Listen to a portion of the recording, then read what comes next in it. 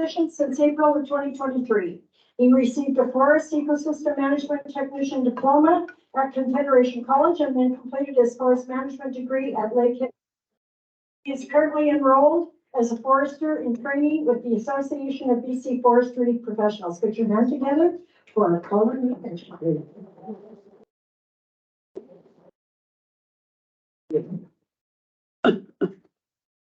All righty, let the games begin. Hello.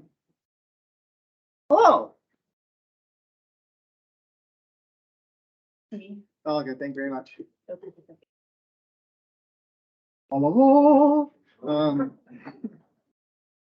Hello, my name is Colin Arthur Lee-Mitchell. As I was kindly introduced, I am a practice forester at BC Timber Sales. I have been working in forestry for over 6 years. I have worked both in northern and southern interior BC. Well, another thing about me is I love trees. I do a lot of mountain biking, and I do live and play in the neighborhood of Christina Lake. Boop, boop, boop, boop. Today I will be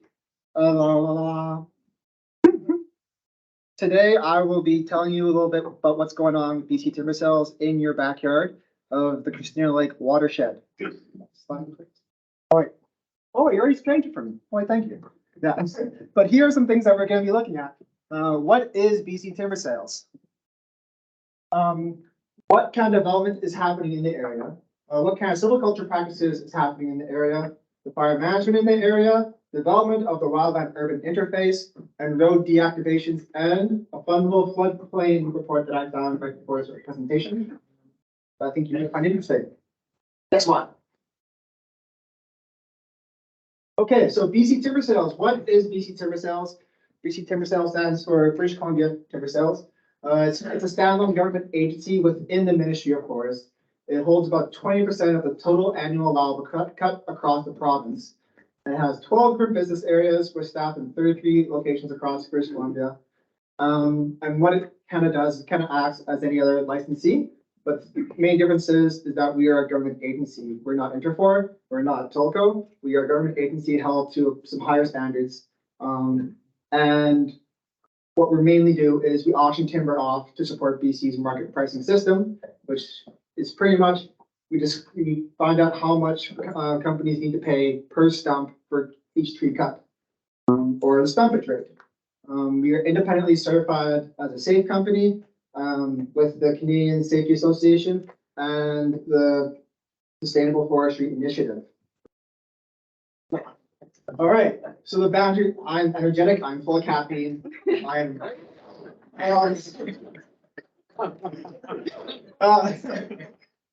so the boundary area, we help manage just under 300,000 meters cubic timber every single year in the boundary.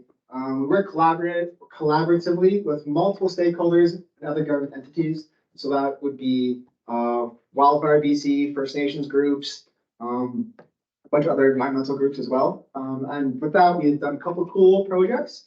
We are currently doing ecosystem restoration for ungulates in Christina Curtin Valley. So that's like moose and deer. And we're also in the planning process of a wildland-urban interface with with our wildfire risk reduction team. They actually have a beautiful little display right here. If you want to go take a look and ask Amber a little bit more about that, she has lots of information about that. We also do like to take a little bit of information and work with the regional district of the Kootenay boundary, and that's where I found the flooding report. And we'll talk about that at the very end. So West Christina is our operating area. This is the watershed that we help manage. Yeah, it's the only immediate area that BCTS develops without impact the Christina Lake watershed. Next one. So, if you think about forestry, you probably just think about machines coming in, cutting down trees, running away. But that's actually just a very small portion of what forestry actually does, especially here in government. There's actually a lot of planning that goes into this. So we look at a lot of different aspects. Again, we consult with First Nations. We assess ever evolving environmental standards, especially around wildlife. We've actually recently just done a lot of changes to some blocks with regards to under the winter range order that was just brought to our attention for a couple of blocks. We also look into a bunch of local groups and what they want to do with the area. So if there's a hunting lodge or a trapper's line, we consult them, make sure that we are helping them as much as we can, as well as private land owners. And then after that, we go into even more detail and we go into block and road layout. That's where I actually have most of my experience. And we go in there into the forest. We assess all the streams if they have fish. If not, we classify them as well. We put buffers on those things. We look for birds' nests, a bunch of other stuff that is available in the forest. And then we make sure we're putting in good boundaries and proper roads that are going to be nice and safe. And eventually, years down the line, we get site plans and harvest plans. And that's us actually looking at all the information we have collected with the planning level and the block layout. And we see, okay, when can we harvest? What can we harvest? What are we planning back? What's the best timeline? Who's going to be taking this wood off the land? So a whole block I've seen, like I started my career 6 years ago in northern BC, and there's still blocks that I've laid out that are yet to be harvested just because they're going through such an intensive process. Anyway, next one. But you don't really care about northern BC, you care about what's in your backyard, because I do too. What's happening next is the development of the Treadmill Creek area, specifically TA 1155. That is the commercial license.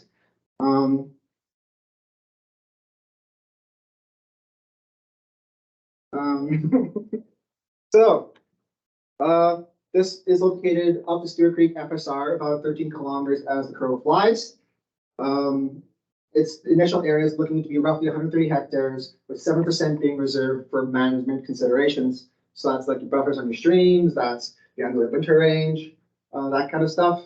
And then we've also had a watershed assessment and a terrain stability assessment completed by professionals. So an actual geotechnician came in and did an environment terrain stability assessment. Same with someone who is actually paid just to look at streams. They have assessed the streams and the terrain that we are going to be harvesting on, and they have deemed it all very low risk. So what that means is that when machines come running through the forest and they're disturbing up the soil, very low sedimentation is going to occur to the streams, and not a lot of water is going to be forcing down these sediments into the lake, because again, that is a big concern for any kind of operations around lakes. So yeah, we've gotten green checks from all these guys saying that there will be low disturbances, nothing more than what a natural disturbance would actually look like. And here are the 7 blocks that we are going to be harvesting, highlighted in white. Doesn't really turn out too well on this display, but here is the flat which we are harvesting, and then we have a slope down into the lake. This is the area, these are the blocks, highlighted in white. That one. So again, we have 7 blocks being developed. Block sizes range from 9 hectares to 35 hectares. And they expect it to be sold or maybe even harvested in 2024. If you're curious to see exactly what kind of standards we're following, you can look up Operation Plan 14 and 15. Just look up Operation Plan 14 or 15 BCTS. It'll be the first to pop up, as well as the Forest Stewardship Plan. We're under Forest Stewardship Plan number 601 currently.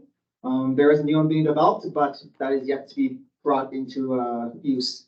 And again, I will have all these links available to anyone who wants them at the end.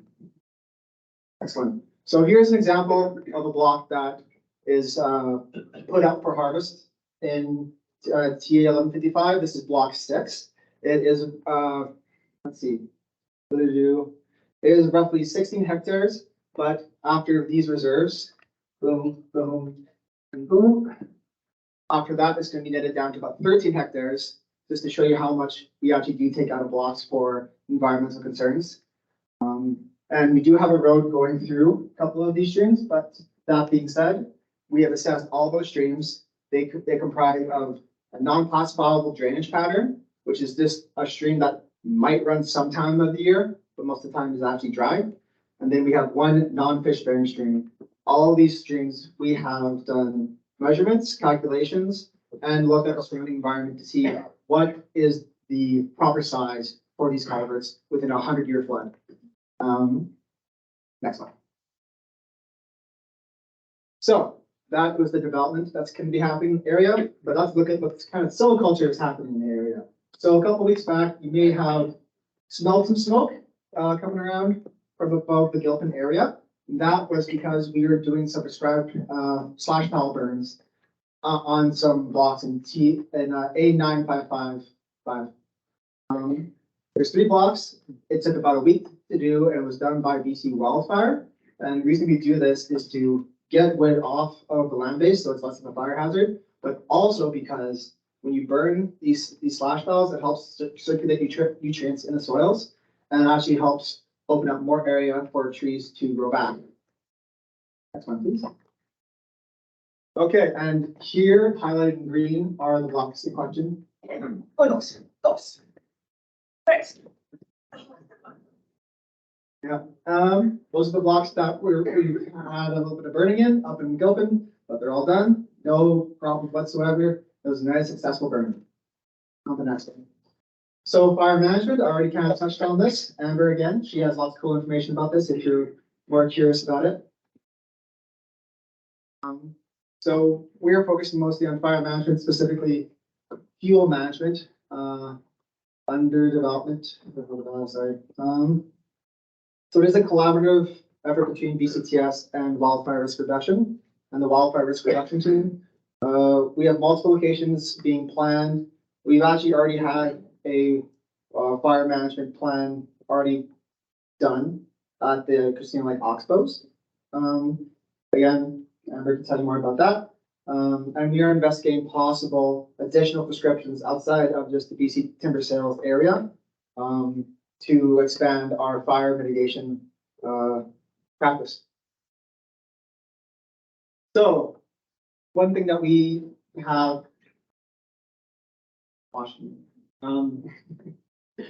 one way that we help mitigate fires is with wildland urban interfaces, also known as WUIs. Okay, so what is a wildland urban interface? It's simply an area that butts up between the wildland and the urban areas. And what we do in these areas is that we go in, we do a light harvest, so taking out roughly 50% of the stems of trees. And when we're doing that, we're targeting high risk species. So those are going to be cedars, and those are going to be lodgepole pine. Those species do not stand up well to fire. They actually make fires worse sometimes.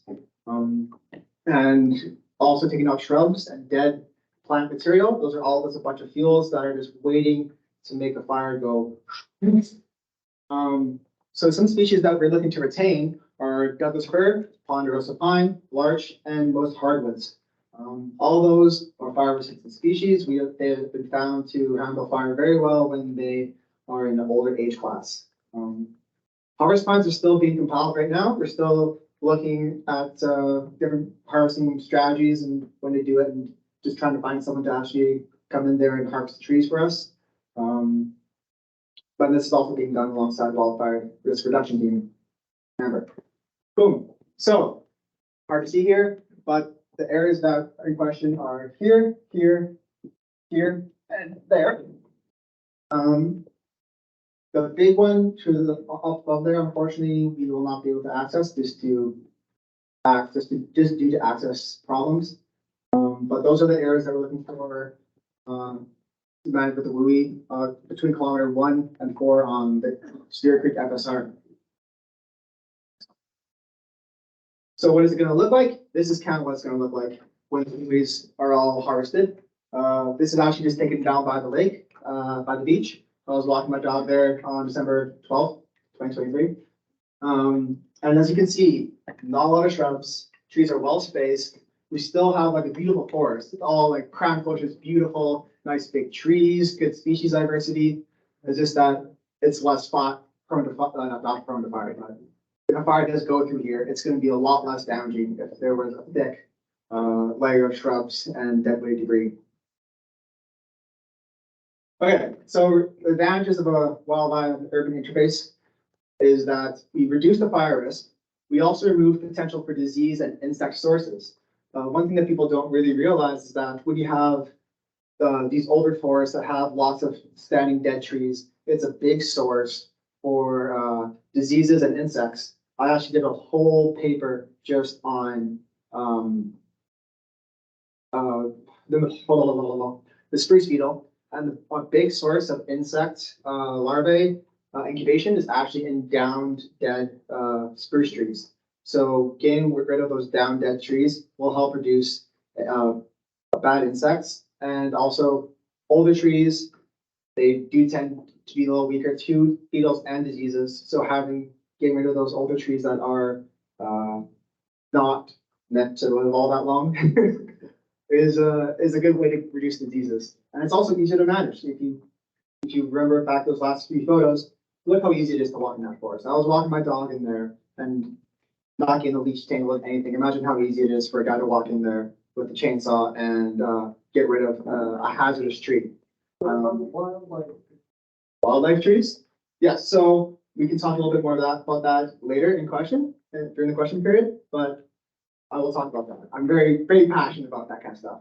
But it's also easier for potential trail development. So if you see this beautiful forest and you think, oh man, this is a nice place. I love to walk my dog, take my grandkids out here, maybe even do some mountain biking. It's a lot easier to develop the trail and maintain it and enjoy nature. Fun. So road deactivations. Road deactivations are occurring again around the Treadmill Creek area. We're still figuring out exactly what roads we want to take out, because there is a loop that spotters and off-road vehicle drivers like to take that does go close to our operating area. We don't want to shut down those trails for those guys. So we're still discussing exactly what routes are going to be taken down, but it's approximately 35 kilometers of road being deactivated. And the reason that we do this is for wildlife, partly for wildlife and forest health, because again, as the invasive species people have talked about, when you have vehicles driving in and out of a place, it's really easy for invasive species to latch onto vehicles and spread. But also the reduced driving and reduced noise is good for the wildlife. So that way they're not as scared to walk out and explore their home. But also it's cheaper for me. Our road guy, Darren, he is really, really overworked, and he loves that when we deactivate some roads, because it allows them to focus on high traffic roads and lower the cost for the contractors and on the stress. So it's just easier to help manage other parts of the province. I mean, not the boundaries to say. But that being said, we are expecting to have a plan made, implemented, and road shut down by 2030. Next. So this is the floodplain report that I found. It is from 2021. I'm looking at the presentations. I think we had one. Did we have a presentation like this in 2021? I don't think so, no. COVID. Yes, so you guys might not have heard about this, but a floodplain report was released by the Regional District of Kootenay Boundary. And it kind of just outlines what's happening around Christina Lake. If there was going to be something that happens within the next 200 years, the absolute maximum of that, they mapped it out, did some analysis, and found that Christina Lake is at a pretty safe spot. But there could possibly be some flooding events. This also includes like variations for climate change too. But if you are curious to see if your property is being affected by a potential flood and you want to help mitigate it, again, I have a big old list of links, all cubed up, ready to be sent to anyone who is curious. And it has everything from links to the operation plan, to a flood report. I even have a fire report in there too. Links for that Amber has kindly given me. Yeah, there's as much information as could possibly want. Next. That's it. I've been Colin with BC Timber Sales. If you have any questions, now is the time to ask. I think wildlife trees, right? Wildlife trees. So one thing that we do with wildlife trees is that if they're over a certain size, depends on the species, but 45 to 50 centimeters in diameter at breast height, we leave those trees because those are the big standing dead trees that birds love to use. Like, I cannot tell you how many different species of birds love those big old trees. Like, there's even an osprey that lives, sorry, a goshawk that lives on one of my favorite mountain biking trails around here, and it's standing in a big dead fungus pine, and I love it. And also when we do these wildland urban interface assessments, we are also leaving some smaller standing dead or on the ground dead, because kind of like what Laura's pointing out is that these logs do carry a lot of extra life in them, and they're good, important for like smaller creatures, even bears, but we're not going to leave too many of them for the bears because that's bad. You don't want bears here, but but we do leave dead woody debris. There's a certain description of how much wood per hectare that we need to leave behind for those exact reasons. So what do you do with the undergrowth and shrubbery? Is it all just gone, and that's an important habitat as well? Yes. So those species of taller shrubs, we do have to get rid of them. And again, that's just a fire risk thing. And I'm personally not too concerned too much about those because those are usually your alders, and alders are very prominent all around the boundary, especially in low-lying wet areas. Yeah, unfortunately, you get to take them out, but again, it makes the forest a lot safer. Another cool thing about these forests is that one thing that you may not know, that these forests have known nothing but fire. They are a disturbance-driven ecosystem. You go up to a ponderosa pine and you whack at it with an axe, you're probably, if it's an old tree, you have to go like through that much, almost like 6 inches of bark just to get to the wood. And that is a fire-dependent adaptation. First Nations have been burning these forests ever since the glaciers have been retreating. And the heavy presence of shrubs, low trees, and other like this dead weight debris isn't really natural to our forests. Like we actually do have some similar forest types to what we have in Kelowna. We do have ponderosa pine Douglas prairie stands, and what happened in Kelowna this year, I hate to bring it up, but that is an example of some poor management, in my opinion. And we have strong opportunity here to make our forests a lot safer and a lot more resilient to fire if we follow some good fire management strategies.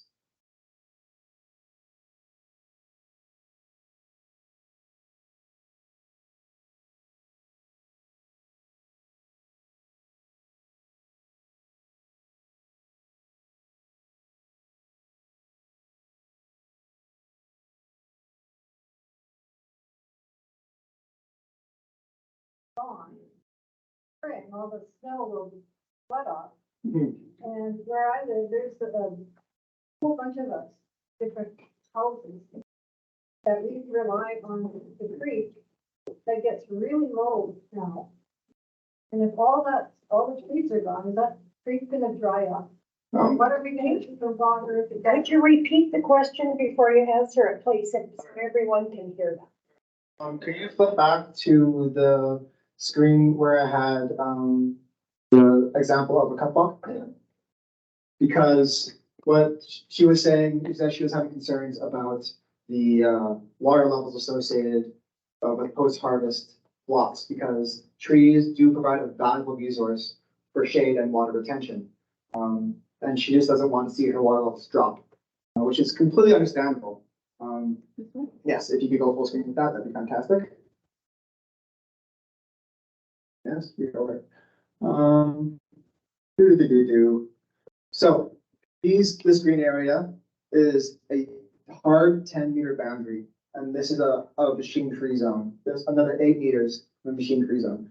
With that, and this is something that we have discussed with First Nations groups, specifically Penticton Indian Band, and this is something that they have found, and that helps reduce water loss and keep streams wet. And that's also why, even though we have this non-classifiable drainage, it isn't even a stream. It barely holds water most of the year, but we're still protecting it because, like you're saying, trees do protect water moisture retention. So we are planning around that. Admittedly, in the past, forestry has not been the best with this kind of stuff, but we are making steps forward to try to value water a lot more. Is that good? Is that? Yeah. Thanks, Dennis. Here, Oh, you're Dennis. how much forest are you leaving on each side of these streams and creeks? So he was asking how much forest we leave inside of each creek, each stream and creek. It's 10 meters of absolutely no touching whatsoever. 10 meters from the center line. Or if, for example, you have a stream in a valley, we'll go to the top of the valley. So that way we don't have the streams reaching down into the valley. Whatever comes first, 10 meters of the valley. And then we have an additional 8 meter machine free zone, which means you can harvest in that area, but your tracks from your machine cannot go into that area. You can't disturb the soil with it. You can only take the trees out. You can't walk in there. Hopefully that is sufficient. A while ago, the logging and that, they go in, say they go in 10 miles into the forest there and log. They're supposed to take 10 miles to deactivate some roads. At one time, that's what they were doing. Are they still doing that? So road deactivation, the way it works now is that we'll have a plan for a big area and we'll go in and we'll do a harvest. And if we think that there's gonna be more harvesting further down, then we won't deactivate that road. We won't rehabilitate it. We'll just keep it and then keep building it further into the forest. But if, for example, say this block right here, we have a little spur that ends right there. There's no forest beyond there. We're not going past there. At least no forest that we want to harvest at this time. So what we would do is we would go in with a machine, we tear up the dirt so it's not compacted, and then seed it with some natural, some natural local grass seed. Again, just to prevent invasives from coming in. And that's usually what we do, but we only do that when we know that we're not going to go into a road ever again. So they're not doing that anymore, where the logging companies go in so far and then they go 8 miles or 10 miles. They're not taking or deactivating 10 miles of road someplace else, because they were doing that at one time. Oh, I see what you mean. So you're at, like, if they say they put 10 miles of road in area B, they're not take 10 miles out of area C. Okay, I'm not 100% sure on that. I would have to talk to our roads guy Darren about that, but I'm gonna write that down. Because I think it's important.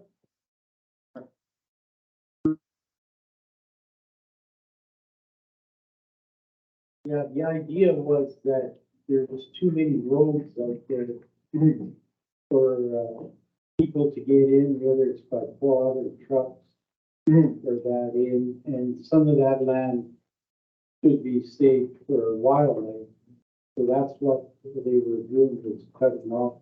Maybe you could connect during the lunch break and you could give him your email and you could get back to this gentleman. Do you think that would be possible? Oh, 100%. I'm very, very passionate about this. Yeah, So, okay. yeah, I'd be more than happy to talk with you later. Are we good for time? Another question? One more. One more question? Anybody have another question? Okay. Oh, sorry. You good? You can ask again if you can ask again if you like. I was told that the logging that will be done will not be clear cutting, and I'm wondering who's going to be monitoring that? And can you fill me in on that? Who did you hear that from? There was a woman that can't remember from Forest Creek, you know, talked to her. But it would be logged, but it wouldn't be completely clear cut. I'm just trying to get my words together here so I can give you like a strong, comprehensive answer. But she was asking if will this block be clear cut? And the answer is yes and no. Like my mom, when I was growing up, my mom told me when I was growing up, two things: Colin, stop being an idiot, and two, the natural world has no rules. And that's kind of what, what's happening here, because technically, letter of the law, this is a clear cut. I'm not gonna try to sugarcoat it for you. This is a clear cut. But what's happening is that we are leaving a lot of stems, a lot of trees standing in this block. Again, we have these little gray patches are NPR, non-productive areas. And those are just like little rocky areas that we are leaving out, that even though they still have trees on them, we can still theoretically harvest them. We have to cut them out because they're not productive enough. We're leaving, I'd have to look at the site description exactly, but I think we're leaving about 7% retention beyond of stems, so a lot of standing stems. When researchers found that Douglas fir especially is really good at withstanding winds if they're left alone. Hopefully that helps. So it's yes and no. We're not clear cutting, but we are still putting in a significant amount of reserves. Okay. Sorry, I just want to say one more thing. Another cool thing about this block in particular, it may look big, but the widest point of this block is 300 meters. So like that is 300 meters. It's not a very big block. It's 13 hectares of actual trees being cut down. Yeah, it's not all that big. And research has found that wildlife really do like open areas between 100 and 200 meters. I think that's the acceptable gap. Something like that. I'll have to look at that again.